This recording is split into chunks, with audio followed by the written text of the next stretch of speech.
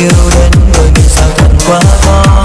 Dù rằng nhận thế người đi qua rất đông, nhưng sao không có ai của riêng mình. Cần một bờ vai ấm mỗi khi nắng đánh về, cần một đôi bàn tay để chia sẻ những lúc buồn vui, cần một tình yêu thật tâm nhẹ nhàng lại bên đời tôi, cần một hạnh phúc nhỏ nhoi đi đến suốt cuộc đời. Từng ngày qua lạnh lẽo trong vắng mỏi đêm về, mà nào có ai thấu những cảm giác của người cô đơn. Phải làm sao để được yêu, để lòng này thôi chờ mong, để lòng này không buồn đau khi có ai bên đời, để tôi bớt cô đơn.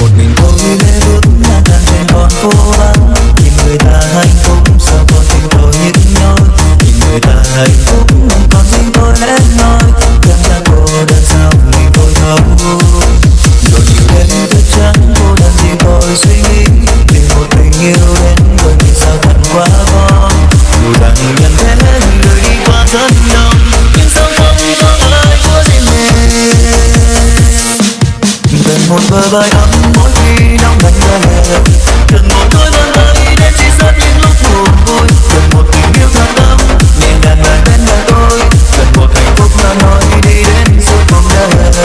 Từng ngày qua lạnh lẽo trong vắng mỏi đêm về, mà nào có ai thấu những cảm giác của người cô đơn. Phải làm sao để được yêu, để lòng này thôi chờ mong, để lòng này không buồn đau khi có ai bên đời, để tôi đã cô đơn. Một bờ vai ấm mỗi khi nóng lạnh về, cần một đôi bàn tay để chia sẻ những lúc buồn vui, cần một tình yêu thật tâm nhẹ nhàng lại bên đời tôi, cần một hạnh phúc nhỏ nhoi đi đến suốt cuộc đời. Từng ngày qua lạnh lẽo trong vắng mỏi đêm về, mà nào có ai thấu những cảm giác của người cô đơn. Phải làm sao để được yêu, để lòng này thôi chờ mong, để lòng này không buồn đau khi có ai bên đời, để tôi ghét cô đơn.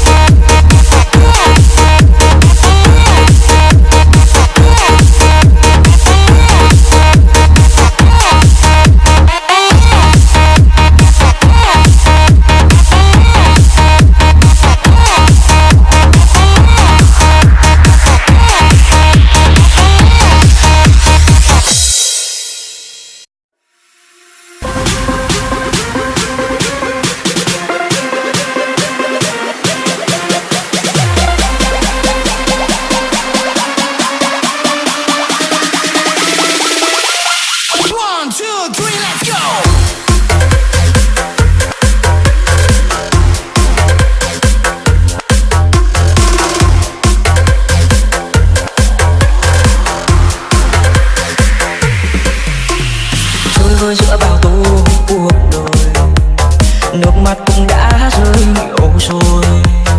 Cô đơn trong cuộc vui đông người, có mỉm cười nhưng trong lòng chẳng được vui.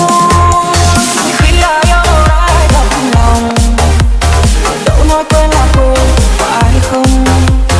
Khi người ta đã hết yêu rồi, thì níu kéo cũng chỉ bạch thôi. Nên đừng bao giờ gieo hy vọng rồi dập tắt cũng chỉ bằng không. Bây giờ nên học cách im lặng để dạy khi tim đã tổn thương. Khi ai yêu một ai thật lòng, đâu nói quên là quên phải không? Khi người ta đã hết yêu rồi, thì níu kéo cũng chỉ vậy thôi.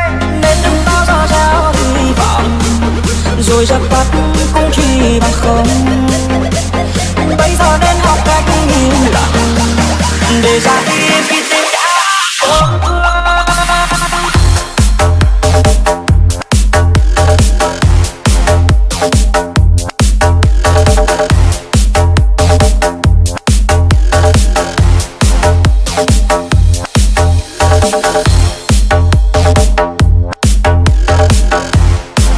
Cuộc.